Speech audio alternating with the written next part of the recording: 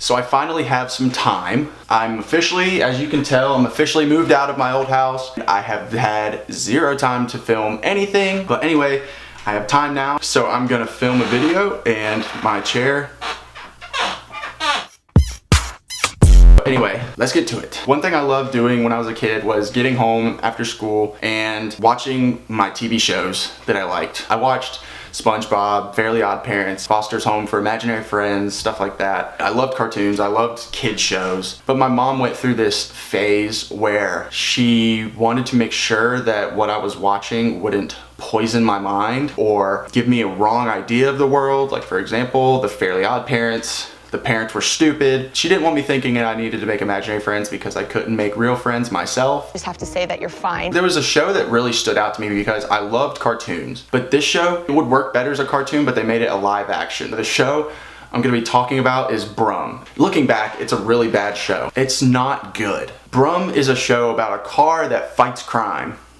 I don't know if fighting crime is the right word for it. It's a little miniature car that can drive itself and it helps people in need. Who wouldn't want help from a little self-driving station wagon? So I haven't seen this show in years. I just wanted to take a walk down memory lane and I guess share a little bit of my childhood. So the episode starts out, there's this guy, he's a mechanic, he has all these like cool cars, and then there's Brum. So Brum obviously is like not as big as the other cars. I don't know what use he has there. I guess maybe the mechanic has grandkids. I wouldn't want my grandkids driving this car because it drives itself. That's dangerous. He walks by, Brum turns on, this car is alive. I don't know if they've made a horror movie about a car killing people. I know they had Rubber, which was like the tire, but like I don't know if they've had a car horror movie, but I think they should. Texas Chainsaw Massacre. Jeepers Creepers.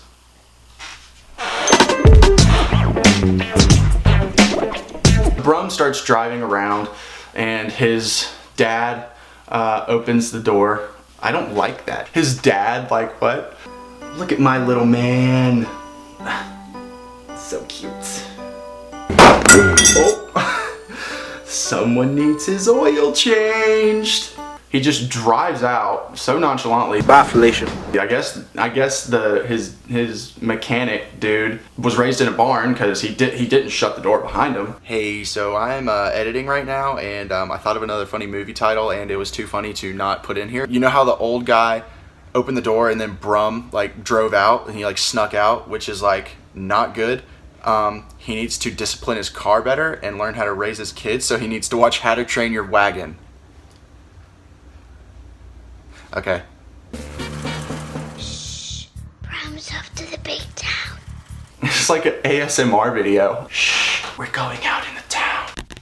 Brum starts driving around the big city. The montage of him just, you know, riding around like little possessed cars do. He hits the meanest U-turn of 1995. Chill out, Jason Bourne. Am I right? Jesus Christ. So he's driving and he stumbles across someone who's waiting for someone, and we find out that it's the bank manager. It's the big town bank manager. So this obviously means they've met before, which means Brum drives around the city and meets people, and I guess no one questions this.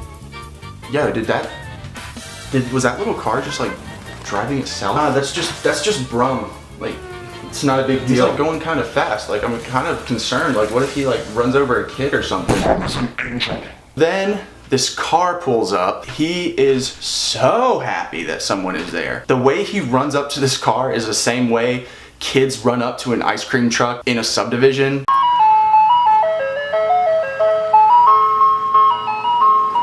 When he runs up to the car, he like tries to play it cool. He opens the door and it's a woman inside. Clearly it's a woman of importance. She's rolling up to the bank with her gold shiny box. Yo, that is so tight. But also, they just call her a very rich lady. Ooh la la, it's a very rich lady. She can't be that rich. Ma'am, you just pulled up in an Uber. That is not a very rich lady ride. Look at that clunker. So then we have the antagonists. Two guys hanging out. Why did he do that turn that people do when they're like about to tell a racist joke? When you hear a joke?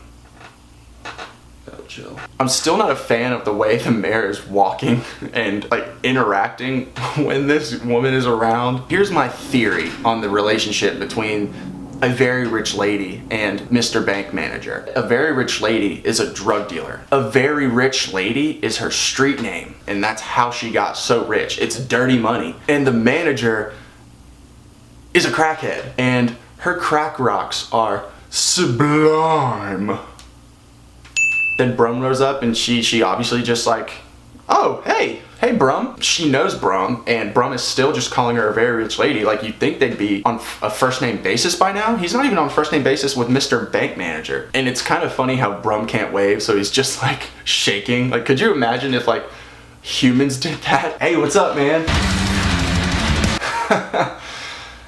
Yeah. Then our antagonist lean around the corner and he's holding freaking dynamite. This dude never snuck snacks into movies, and it shows. Brum and the thieves follow the bank manager and a very rich lady into the bank. You have two suspicious looking guys, one of which has the bulkiest jacket, still looking around like he's telling a racist joke. They go up to this vault. I think this is the funniest part of the whole episode. He's opening the door and this woman does the funniest eye roll. She is impatient. She has other places to go be rich at. They go in and the safe is in like this jail cell. So the manager goes in and he doesn't shut the vault door behind him. It's just a vault with all the money in the bank. A very rich lady opens and shows what's inside the box, and yo, she has got that gas. Look at that. She's putting her precious jewels in the safe. The guys bypass security, the security that's there. They go right behind these people and go to the safe to get these precious jewels. The smoothest criminals of all time. And while they're sneaking in, you know, Brum is either having a seizure or waving hi. So obviously they're gonna use the dynamite to blow up the safe. And basically the guy is like, yo, shh, you need to be quiet so I can blow this place to smithereens and we can get this box full of freaking jewelry. Also, does a very rich lady not have peripheral vision? So finally someone closes a door behind them. The mechanic has failed to, and the bank manager's failed to. This episode wouldn't have happened if it wasn't for two dumb mistakes. Uh-oh, our bad guys are stuck in the same room as the dynamite. It blows up. It doesn't kill anybody, but it blows a massive hole in this wall because that makes total sense. Brum goes, you know what, guys, like, I got it, I'm a car, I can catch up to them. I'm gonna just put myself in reverse. I'm gonna back it up. You might wanna move out of the way. I'm just gonna barrel through this wall and go chase some bad guys. It's kind of weird because Brum like gets through this wall without getting a single dent or scratch on his exterior, but he's having trouble keeping up with these guys who are carrying this bulky, awkward safe. They tie a knot around Brum's bumper, his brumper, to make sure that, okay, yeah, he can't go anywhere. We humans with a brain outsmarted a car with an engine. Brum puts it in reverse again and just books it. The knot just comes off. All right, let's go chase these guys some more before I run out of gas. Give me back my safe. Why is she just fondling this plant? That's weird.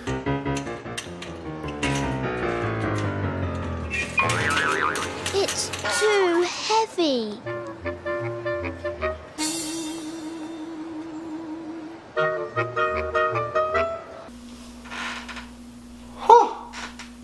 What fell on my walker? That awkward moment when you see a plant that really looks like it wants to be fondled, and then when you turn back around to get your walker, it's broken on the ground.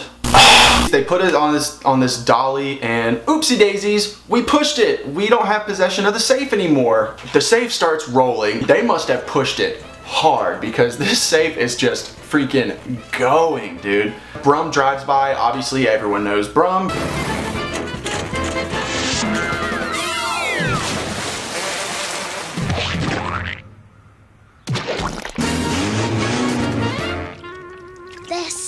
You know when you get ankle deep in mud and you can't move while you're wearing boots? I hate when that happens. Brum is not stopping. Brum is going to get his bag. You think Brum is scared of some water? You don't know Brum.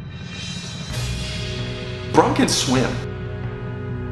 Brum is like the Phelps of motor vehicles. This pond is so deep. But basically, the episode ends with these terrorist thieves giving up, being stuck in the mud on nuts, not getting arrested, not getting taken in. Brum pretty much said, yo, I got the safe, just don't die, peace. And then the episode ends kind of strange. Brum,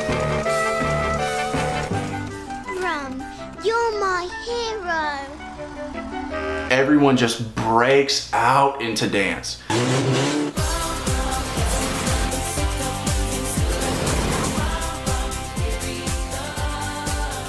Pip pip cheerio. So that was an episode of Brum. There's a lot of episodes on YouTube if you want to go look them up. Make sure you shatter that subscribe button. Follow me on Instagram, Twitter, Snapchat, all of it. Make sure you like this video. I don't know if like, I know Brum like does that to wave hi to people, but I don't know if like you can do it to wave bye, like maybe he does. Like,